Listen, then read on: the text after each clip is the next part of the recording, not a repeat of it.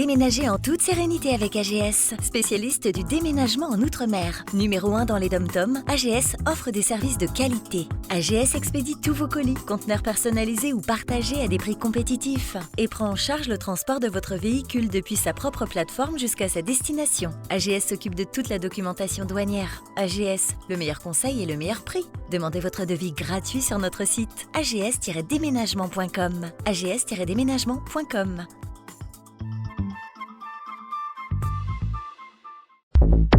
Guadeloupe, actualité.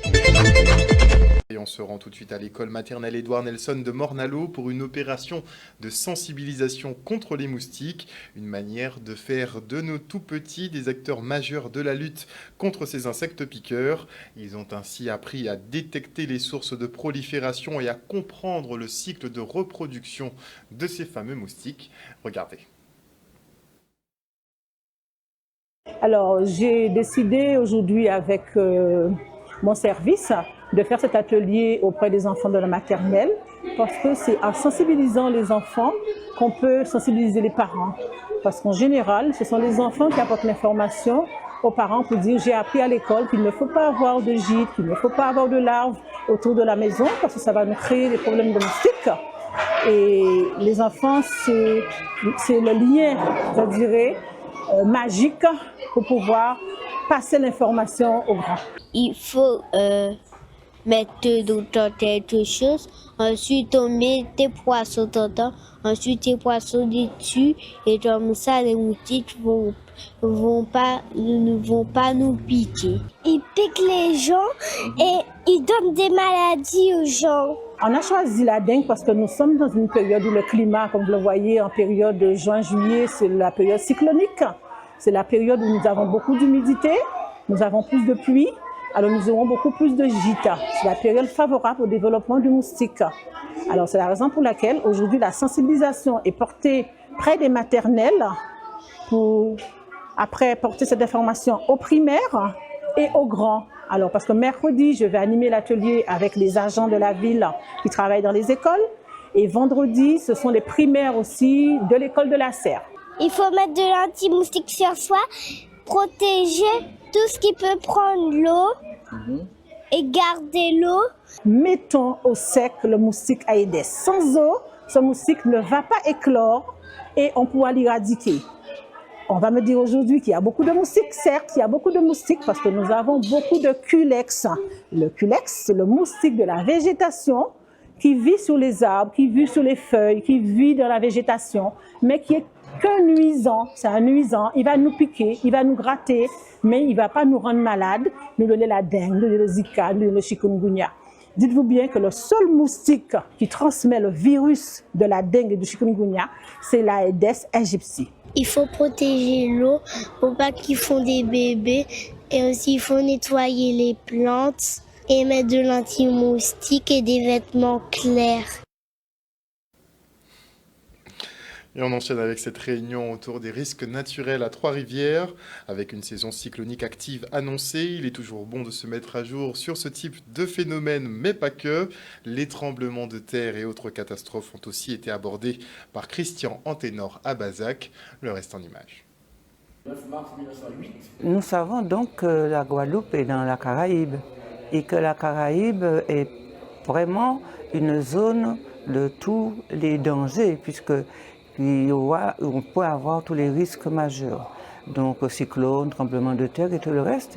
Et il est de notre devoir, nos collectivités de Trois-Rivières, de faire connaître un petit peu, d'informer la population de ces risques, de la prévention, et pour que les gens sachent ce à quoi on peut s'attendre et donc se préparent. Les cyclones, ils ont toujours été des cyclones, et un cyclone, c'est un phénomène violent. C'est un phénomène de la nature qui est violent, qui peut être très violent. Alors, avec les problèmes de réchauffement climatique actuel, avec les problèmes d'augmentation de température d'eau de mer, effectivement, on peut imaginer, et ça n'est pour l'instant que des suppositions, on peut imaginer que les cyclones vont devenir plus violents dans le futur. Mais ce n'est jusqu'à présent pas le cas.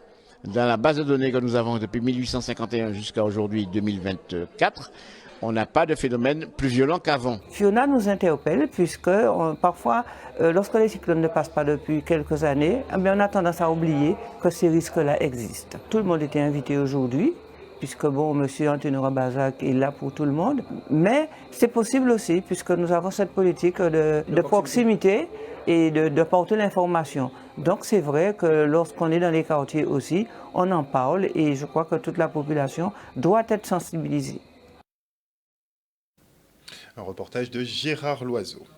Et on part maintenant pour l'inauguration d'une nouvelle résidence HLM au Quai Foulon à Pointe-à-Pitre. Le bailleur diversifie l'habitat social sur ce territoire avec une offre de logement intermédiaire. Un bâtiment haute qualité environnementale équipé d'un système d'autoconsommation collective pour réduire les factures d'électricité, mais aussi d'une cuve de récupération d'eau de pluie et une autre pour stocker l'eau potable.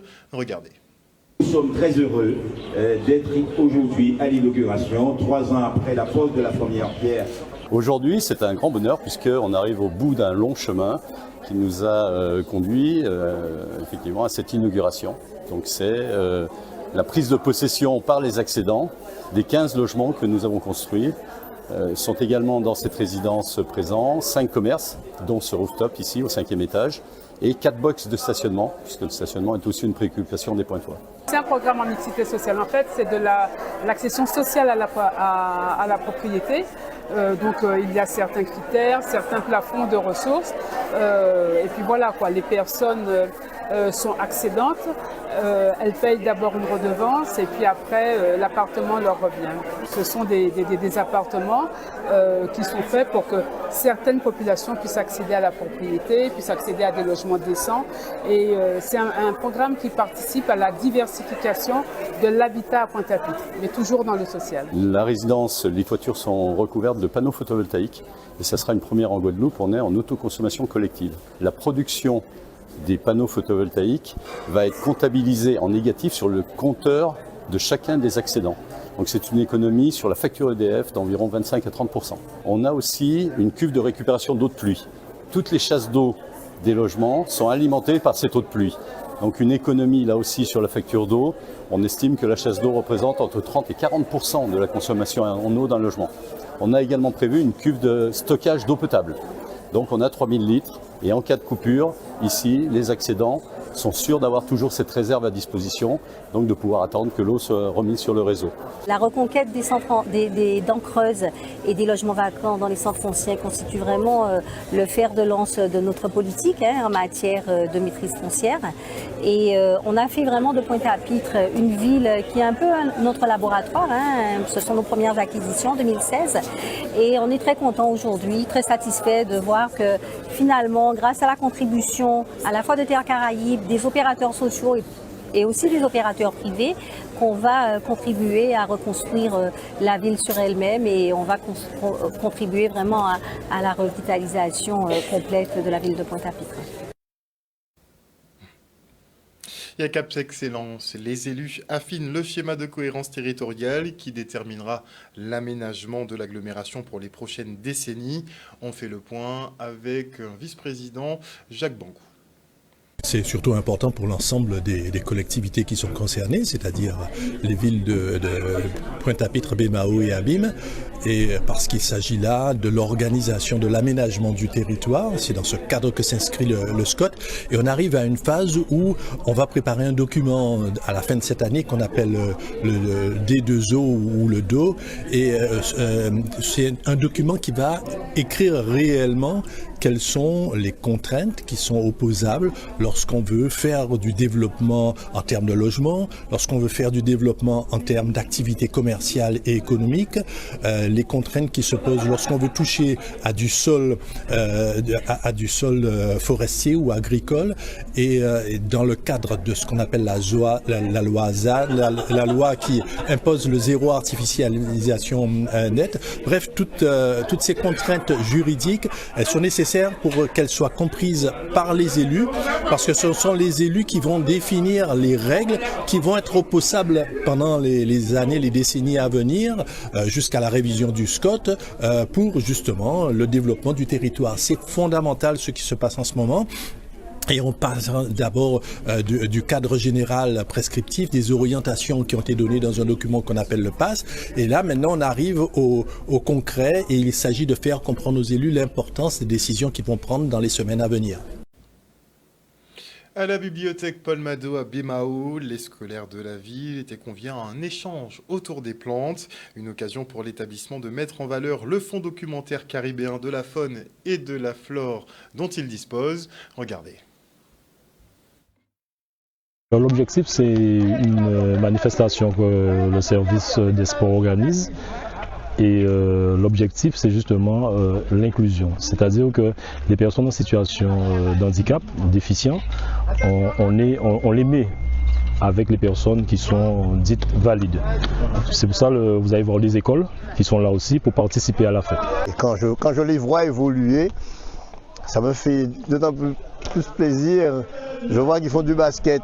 Il y a des gens, soi-disant, valides et qui sont en fauteuil et qui ne sont pas capables de réaliser ce qu'eux ils réalisent au fauteuil. Donc c'est vrai que ne serait-ce que le lancer, ils font pas mal de familles, ils sont tellement habiles et ceux qui sont soi-disant ne peuvent pas faire ça. Alors ça y aura fait un riz, quoi. C'est toujours un plaisir d'être avec eux. Oui, c'est très important parce que lorsqu'on m'a proposé d'être parrain, je n'ai pas hésité, j'ai tout de suite dit oui parce que je suis le mieux placé, parce qu'en tant que personne en situation de handicap, eh bien, je suis le mieux placé et je pense que lorsqu'on est parrain, c'est pour faire un message passer parce que lorsqu'on parle de handicap, pour certains, c'est parce que pour l'handicap, c'est parce que vous êtes en chaise roulante et vous êtes couché. Non, vous pouvez être handicapé, mais vous pouvez aller travailler, vous avez une vie normale.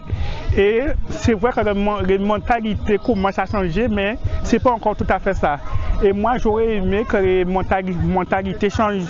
C'est la première fois que je viens ici, à mon allo, participer à une journée comme ça.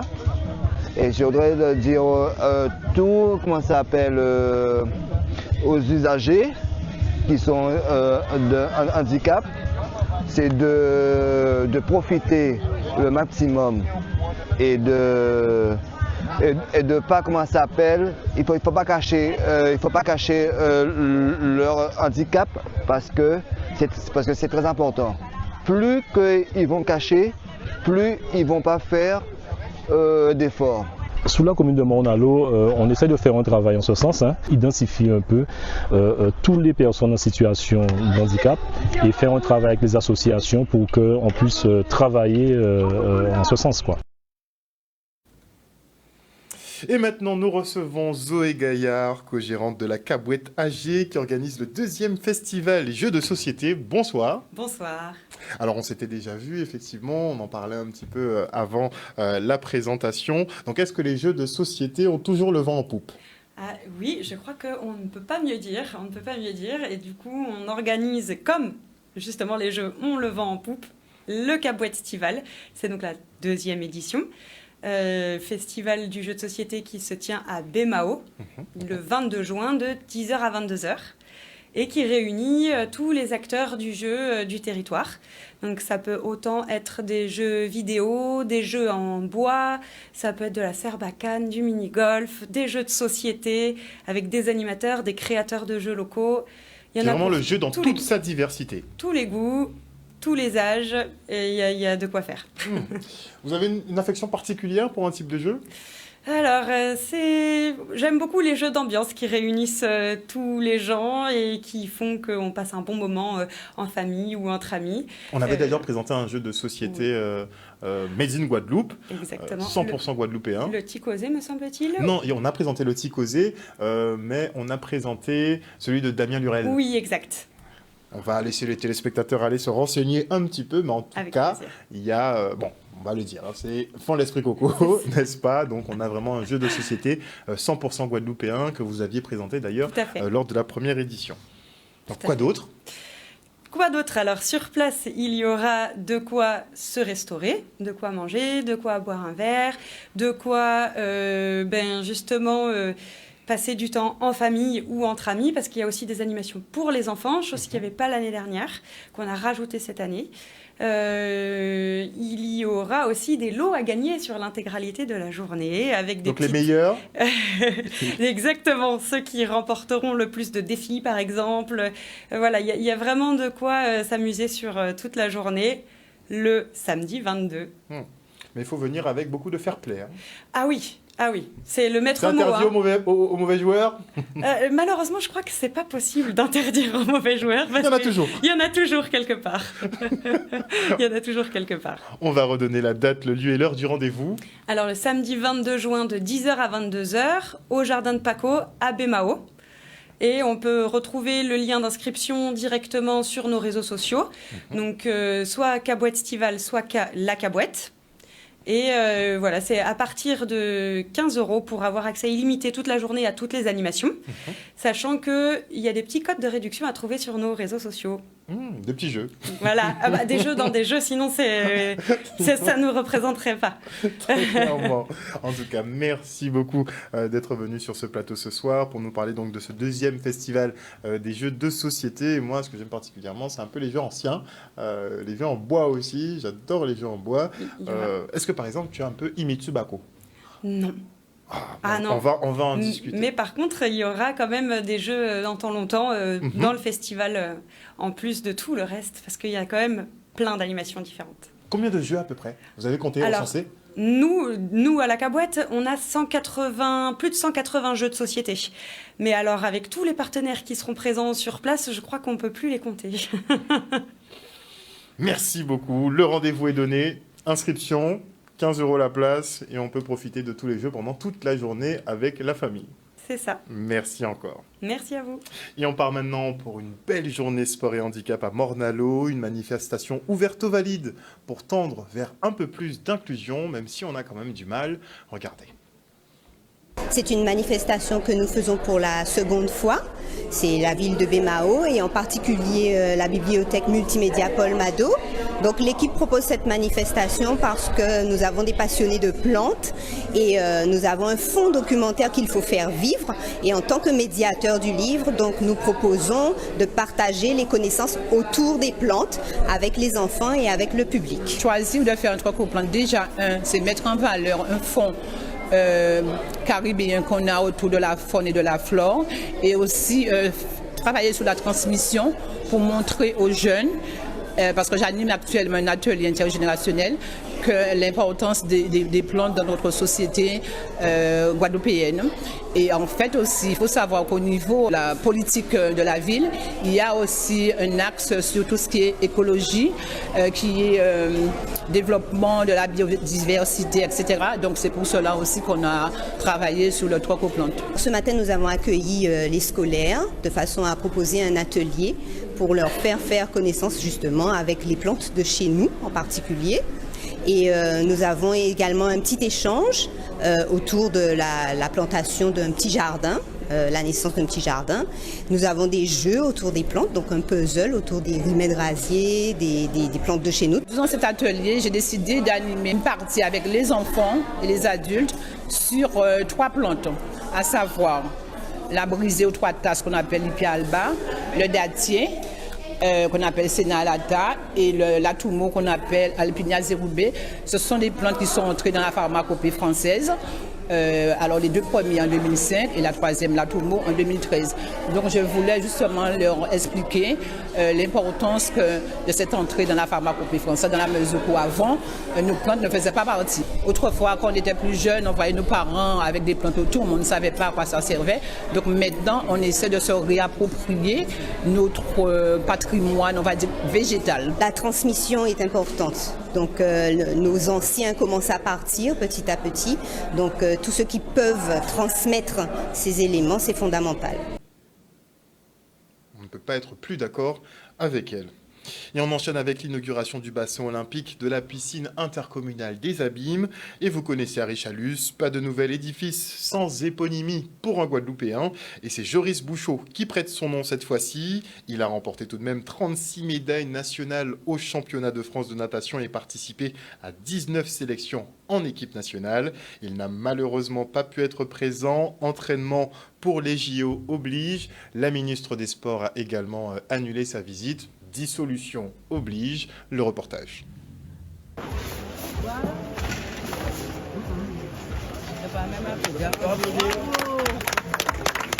Avec les applaudissements du public, merci. Cette piscine répond vraiment à l'attente des Guadeloupéens, des jeunes que nous avons. Surtout, cette piscine porte le nom de Joris, qui actuellement est en préparation pour se qualifier pour les Jeux Olympiques, je crois, à Chartres. Donc, avec cette tribune, avec les 10 couloirs, nous sommes comme les autres régions de la Caraïbe. Nous avons vraiment une infrastructure qui répond vraiment aux attentes de notre jeunesse, qui est ceux qui aiment la natation. Nous avons les 2 bassins qui portent aujourd'hui le nom de Nathalie Virgel et de notre ami du Gosier. Quand même, c'est une reconnaissance pour ces personnes qui ont fait beaucoup pour la natation. C'est un bassin qui coûte près de 8 millions. Nous avons tenu les délais. Malheureusement, Joris est retenu à Chartres. Il va participer aux épreuves qualificatives pour les Jeux Olympiques de Paris 2024. Je suis venu vous dire à quel point c'est une fierté pour Joris, mais aussi pour sa famille que le bassin porte son nom. Joris a débuté la natation ici, il y a 25 ans. Il s'entraînait 2 fois par jour, tous les jours, parfois à 5 heures du matin. Donc nous mesurons aujourd'hui l'honneur qui lui est fait. Nous sommes très fiers. Vraiment une belle réalisation, un bassin 50 mètres, 10 couloirs, bassin olympique, c'est vraiment formidable. C'est pour les établissements scolaires, c'est pour les jeunes, c'est pour les clubs, de façon à ce que, que nous ayons les moyens de nous entraîner, de nous épanouir, de vulgariser en fait la natation. C'est une fois que nous aurons formé avec la Ligue de natation nos nageurs, nous allons pouvoir accueillir les compétitions, notamment de Caraïbes Stade de natation, mais il faut avant tout former, parce que si on organise en Guadeloupe, il faudra des résultats positifs pour les Guadeloupéens. Donc devant notre public, il nous faudra avoir des potentielles médailles d'or, donc tout va se faire, et comme j'ai dit, d'ici 4 ans, maximum, avant 4 ans, il nous faudra organiser ces compétitions caribéennes de natation, mais la concurrence, il faut travailler, parce qu'on a la Martinique, Trinidad, Barbade, il faut travailler. Piscine olympique, ça me rappelle, comme je l'ai signalé tout à l'heure, Frédéric Jalton qui a posé la première pierre et aujourd'hui la relève a pris la suite, Eric, avec bien entendu le président de la région qui finance tout ça. Eh bien effectivement la flamme qui arrive demain, la ministre des Sports devait être avec nous aujourd'hui, mais avec les événements qui se sont passés dimanche dernier, donc elle a dû annuler son déplacement. Mais nous continuerons avec la flamme olympique, comme vous le dites, que nous avons une très grosse organisation derrière, au niveau du MAC, dans les communes et à l'arrivée au Vélodrome. Mais nous sommes enfin prêts pour recevoir cette flamme olympique.